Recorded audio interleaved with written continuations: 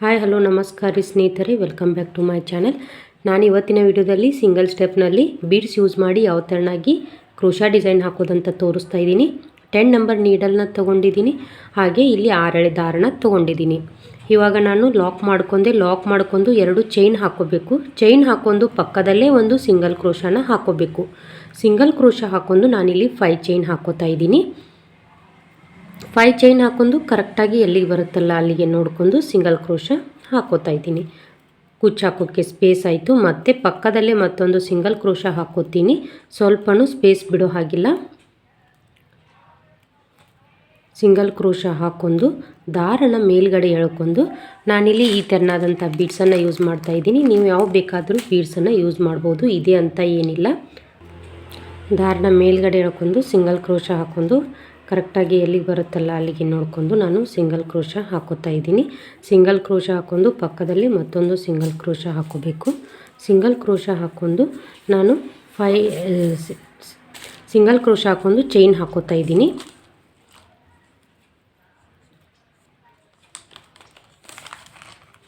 ಎಲ್ಲಿಗೆ ಬರುತ್ತಲ್ಲ ಅಲ್ಲಿಗೆ ನೋಡಿಕೊಂಡು ಸಿಂಗಲ್ ಕ್ರೋಶಾ ಹಾಕೋಬೇಕು. ಸಿಂಗಲ್ ಕ್ರೋಶಾ ಹಾಕೊಂಡು ನಾನಿಲ್ಲಿ ಚೈನ್ನ ಹಾಕೋತಾ ಇದ್ದೀನಿ. ಬೀಡ್ಸ್ ಹಿಂದ್ಗಡೆ ಎಷ್ಟು ಚೈನ್ಸ್ ಬರುತ್ತೆ ನೋಡ್ಕೊಂಡು ಹಾಕೋಬೇಕು. ನಾನಿಲ್ಲಿ 7 ಚೈನ್ಸ್ ಹಾಕೋತಾ ಇದ್ದೀನಿ. ಫಸ್ಟಿಗೆ ಏನು ಸಿಂಗಲ್ ಕ್ರೋಶಾ ಹಾಕ್ಕೊಂಡಿದ್ವಲ್ವ ಅಲ್ಲಿನೇ ಸಿಂಗಲ್ ಕ್ರೋಶಾ ಹಾಕೋತಾ ಇದ್ದೀನಿ. ಮತ್ತೆ ಬಟ್ಟೆನ ಟರ್ನ್ ಮಾಡಿಕೊಂಡು ಸೂಜಿ ಮೇಲೆ ಒಂದು ಸಾರಿ ದಾರನ ತಗೊಂಡು ನಾನು ಡಬಲ್ ಕ್ರೋಶಾನ ಮಾಡ್ಕೋತೀನಿ. ಅದು ನಾವೇನು 7 ಚೈನ್ ಹಾಕ್ಕೊಂಡಿದ್ದೀವಲ್ವ ಅದು ಫಿಲ್ ಆಗೋವರೆಗೂ ನಾವು ಡಬಲ್ ಕ್ರೋಶಾನ ಹಾಕೋಬೇಕು. ನೀವು ಬೀಡ್ಸ್ ಬೇಕಾದರೂ ಪ್ರತಿ ಕ್ರೋಶಾಕ್ಕೂ ಕಂಬಕ್ಕೂ ನೀವು ಬೀಡ್ಸ್ ಹಾಕೋಬೋದು. ಬೀಡ್ಸ್ ಬೇಡ ಅನ್ನೋರು ಹಾಗೇ ಸಿಂಪಲ್ಲಾಗಿಯೂ ಹಾಕೋಬೋದು. ಬೀಡ್ಸ್ ಹಾಕೊಳ್ಳೋದ್ರಿಂದ ಡಿಸೈನು ತುಂಬ ಗ್ರ್ಯಾಂಡಾಗಿ ಅನಿಸುತ್ತೆ. ವಿತೌಟ್ ಬೀಡ್ಸ್ ಆದರೆ ಸ್ವಲ್ಪ ಸಿಂಪಲ್ಲಾಗಿ ಅನಿಸುತ್ತೆ. ಇದು ನಮ್ಮದು 7 ಚೈನ್ ಎಷ್ಟಿದೆ ಅದು ಫಿಲ್ ಆಗೋವರೆಗೂ ನಾವು ಡಬಲ್ ಕ್ರೋಶಾನ ಹಾಕೋತಾ ಹೋಗಬೇಕು. ನಿಮ್ಮದು ಬೀಡ್ ಸೈಜು ಚಿಕ್ಕದಿತ್ತಂದರೆ ಚೈನ್ನ ಕಡಿಮೆ ಮಾಡ್ಕೊಂಡು ಕಂಬನ ಕಡಿಮೆ ಮಾಡ್ಕೋಬೋದು. ನಂದು ಬೀಡ್ ಸೈಜ್ ಸ್ವಲ್ಪ ಉದ್ದ ಇದೆ ಅಂತ ನಾನು 7 ಚೈನ್ನ ಹಾಕೋತಾ ಇದ್ದೀನಿ. ಇಲ್ಲಿ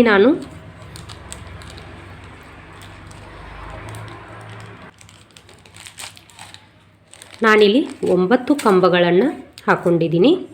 9 ಕಂಬಗಳನ್ನು ಹಾಕೊಂಡು ನಾನು ಪಕ್ಕದಲ್ಲಿನೇ ಮೊದಲಿನ ಸಿಂಗಲ್ ಕ್ರೋಶಾ ಹಾಕೊಂಡು ಇದ್ವಲ್ಲ ಅಲ್ಲಿನೇ ಪಕ್ಕದಲ್ಲಿ ಒಂದು ಸಿಂಗಲ್ ಕ್ರೋಶಾ ಹಾಕ್ಕೊಂಡಿದ್ದೀನಿ. ಇವಾಗ ಮತ್ತೆ ದಾರನ ಮೇಲ್ಗಡೆ ಎಳ್ಕೊಂಡು ಮತ್ತೊಂದು ಬೀಡ್ಸನ್ನು ಹಾಕೋತೀನಿ.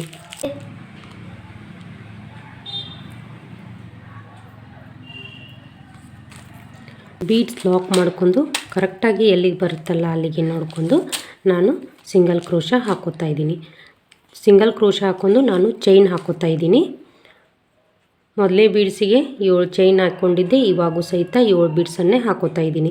7 ಬೀಡ್ಸ್ ಹಾಕ್ಕೊಂಡು ನಾವು ಮೊದಲಿಗೆ ಏನು ಸಿಂಗಲ್ ಕ್ರೋಶಾ ಹಾಕ್ಕೊಂಡಿದ್ವಲ್ವ ಅಲ್ಲಿನೇ ಮತ್ತೆ ಸಿಂಗಲ್ ಕ್ರೋಶಾ ಹಾಕ್ಕೋಬೇಕು.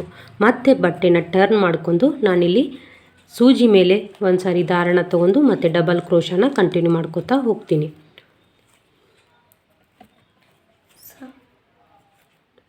ಇದು 3ನೇದ್ದು. ನಾನಿಲ್ಲಿ 4 ಡಬಲ್ ಕ್ರೋಶಾನ ಹಾಕ್ಕೊಂಡು 5ನೇ ಡಬಲ್ ಕ್ರೋಶಾಕ್ಕೆ ನಾನು ಒಂದು ಬೀಡ್ಸನ್ನು ಹಾಕೋತಾ ಇದ್ದೀನಿ. 5ನೇ ಡಬಲ್ ಕ್ರೋಶಾಕ್ಕೆ ಒಂದು ಸ್ಮಾಲ್ ಬೀಡ್ಸು ಈ ಥರನಾದಂಥ ಗೋಲ್ಡನ್ ಕಲರ್ ಬೀಡ್ಸನ್ನು ಹಾಕೋತಾ ಇದ್ದೀನಿ.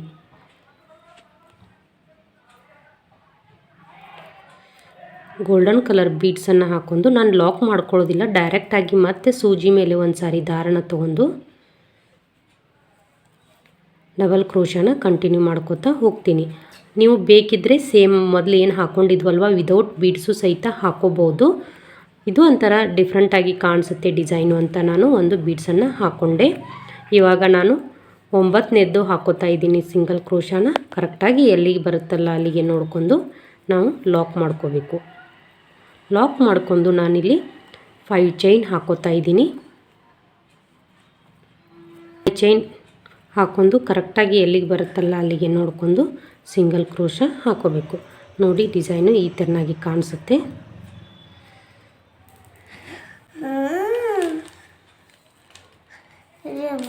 ಎದಕ್ಕೆ ಮಾತಾಡತ್ತಿ ಕಪ್ಪೀರ?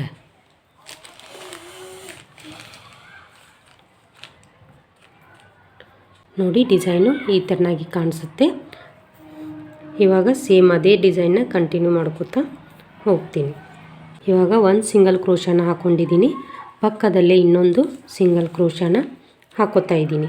ಸಿಂಗಲ್ ಕ್ರೋಶನ ಹಾಕ್ಕೊಂಡು ದಾರನ ಮೇಲ್ಗಡೆ ಎಳ್ಕೊಂಡು ಮತ್ತೆ ಬೀಡ್ಸನ್ನು ಹಾಕೋತಾ ಇದ್ದೀನಿ. ಬೀಡ್ಸ್ ಹಾಕ್ಕೊಂಡು ನಾನು ಲಾಕ್ ಮಾಡ್ಕೋತಾ ಇದ್ದೀನಿ. ಕರೆಕ್ಟಾಗಿ ಎಲ್ಲಿ ಬರುತ್ತಲ್ಲ ಅಲ್ಲಿಗೆ ನೋಡ್ಕೊಂಡು ಸಿಂಗಲ್ ಕ್ರೋಶ ಹಾಕೋತಾ ಇದ್ದೀನಿ.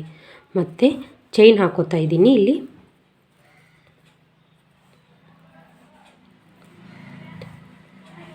ನಾನು 7 ಚೈನ್ ಹಾಕ್ಕೊಂಡು ಬಟ್ಟೆನ ಟರ್ನ್ ಮಾಡ್ಕೊಂಡು ಮೊದಲಿಗೆ ಏನು ಸಿಂಗಲ್ ಕ್ರೋಶ ಹಾಕ್ಕೊಂಡಿದ್ವಲ್ವ ಅಲ್ಲಿನೇ ಸಿಂಗಲ್ ಕ್ರೋಶ ಹಾಕೋತಾ ಇದ್ದೀನಿ. ಮತ್ತು ಬಟ್ಟೆನ ಟರ್ನ್ ಮಾಡ್ಕೊಂಡು ಮತ್ತು ನಾವೇನಲ್ಲಿ 7 ಚೈನ್ ಹಾಕ್ಕೊಂಡಿದ್ವಲ್ವ ಅಲ್ಲಿನೇ ಡಬಲ್ ಕ್ರೋಶ ಹಾಕೋತೀನಿ. 9 ಡಬಲ್ ಕ್ರೋಶನ ಹಾಕೋತೀನಿ.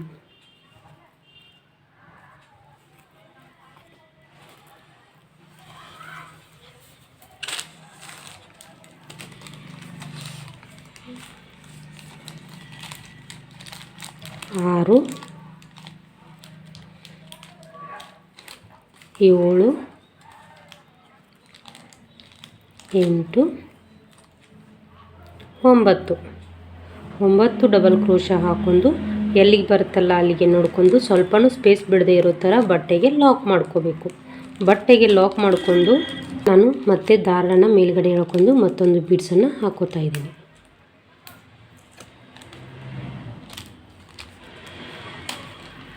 ಬೀಡ್ಸ್ ಹಾಕ್ಕೊಂಡು ಮತ್ತು ಬೀಡ್ ಲಾಕ್ ಮಾಡ್ಕೋಬೇಕು. ಕರೆಕ್ಟಾಗಿ ಎಲ್ಲಿಗೆ ಬರುತ್ತಲ್ಲ ಅಲ್ಲಿಗೆ ನೋಡ್ಕೊಂಡು ಸಿಂಗಲ್ ಕ್ರೋಶ ಹಾಕ್ಕೋಬೇಕು. ಸಿಂಗಲ್ ಕ್ರೋಶ ಹಾಕ್ಕೊಂಡು ಮತ್ತು 7 ಚೈನ್ನ ಹಾಕ್ಕೋಬೇಕು. 7 ಚೈನ್ ಹಾಕ್ಕೊಂಡು ಬಟ್ಟೆನ ಮತ್ತೆ ಟರ್ನ್ ಮಾಡ್ಕೊಂಡು ನಾವು ಮೊದಲಿಗೆ ಏನು ಸಿಂಗಲ್ ಕ್ರೋಶ ಹಾಕ್ಕೊಂಡಿದ್ವಲ್ವ ಅಲ್ಲಿನೇ ಸಿಂಗಲ್ ಕ್ರೋಶ ಹಾಕ್ಕೋಬೇಕು. ಸಿಂಗಲ್ ಕ್ರೋಶ ಹಾಕ್ಕೊಂಡು ಮತ್ತೆ ಬಟ್ಟೆನ ಟರ್ನ್ ಮಾಡ್ಕೊಂಡು 4 ಡಬಲ್ ಕ್ರೋಶನ ಹಾಕ್ಕೋಬೇಕು.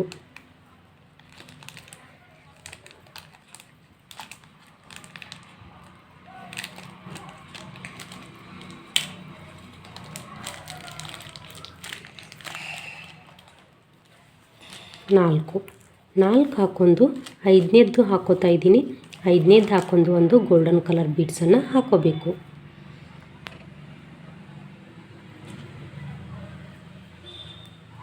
ಬೀಡ್ಸ್ ಲಾಕ್ ಮಾಡ್ಕೊಳ್ಳೋ ಹಾಗಿಲ್ಲ. ಸೂಜಿ ಮೇಲೆ ಒಂದು ಸಾರಿ ದಾರ ತಗೊಂಡು ಮತ್ತೆ 4 ಡಬಲ್ ಕ್ರೋಶನ ಹಾಕೋಬೇಕು. 3 4 ಡಬಲ್ ಕ್ರೋಶನ ಹಾಕ್ಕೊಂಡು ಮತ್ತೆ ಬಟ್ಟೆಗೆ ಲಾಕ್ ಮಾಡ್ಕೋಬೇಕು. ಬಟ್ಟೆಗೆ ಲಾಕ್ ಮಾಡ್ಕೊಂಡು ಮತ್ತು 5 ಚೈನ್ ಇದೇ ಥರನಾಗಿ ಫುಲ್ ಸಾರಿಗೆ ಕಂಟಿನ್ಯೂ ಮಾಡ್ಕೋತಾ ಹೋಗಬೇಕು. ನಾನಿಲ್ಲಿ 5 ಚೈನ್ ಹಾಕ್ಕೊಂಡ್ಮೇಲೆ ಎಂಡಿಗೆ ದಾರನ ಯಾವ ಥರನಾಗಿ ಕಟ್ ಮಾಡಬೇಕು ಅಂತ ತೋರಿಸ್ತೀನಿ. ನಾನಿಲ್ಲಿ ಒಂದು ಸಿಂಗಲ್ ಕ್ರೋಶ ಹಾಕ್ಕೊಂಡೆ ಮತ್ತು ಪಕ್ಕದಲ್ಲೇ ಸ್ವಲ್ಪನೂ ಸ್ಪೇಸ್ ಬಿಡದೇ ಇರೋ ಥರ ಪಕ್ಕದಲ್ಲೇ ಮತ್ತೊಂದು ಸಿಂಗಲ್ ಕ್ರೋಶ ಹಾಕ್ಕೊಂಡು 2 ಚೈನ್ ಹಾಕ್ಕೊಂಡು ದಾರನ ಕಟ್ ಮಾಡಿ ಈ ಥರನಾಗಿ ಸೂಜಿ ತೆಗೆದ್ರೆ ಮುಗೀತು, ಲಾಕ್ ಆಗಿಬಿಡ್ತು. ಇವಾಗ ಡಿಸೈನ್ ನೋಡಿ ಈ ಥರನಾಗಿ ಕಾಣಿಸುತ್ತೆ.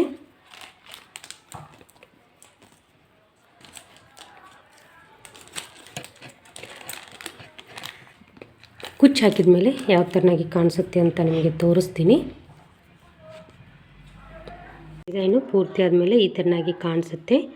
ನಿಮಗೆ ಬೇಕಿದ್ದರೆ ಇಲ್ಲಿ ಪ್ರತಿಯೊಂದಕ್ಕೂ ಒಂದೊಂದು ಬೀಡ್ಸನ್ನು ಹಾಕೋಬೋದು. ಇಲ್ಲ ಅಂದರೆ ನಾವೇನು ಡಬಲ್ ಕ್ರೋಶ ಹಾಕ್ಕೊಂಡಿರ್ತೀವಲ್ವ ಅದಕ್ಕೂ ಸಹಿತ ಬೀಡ್ಸನ್ನು ಹಾಕ್ಬೋದು.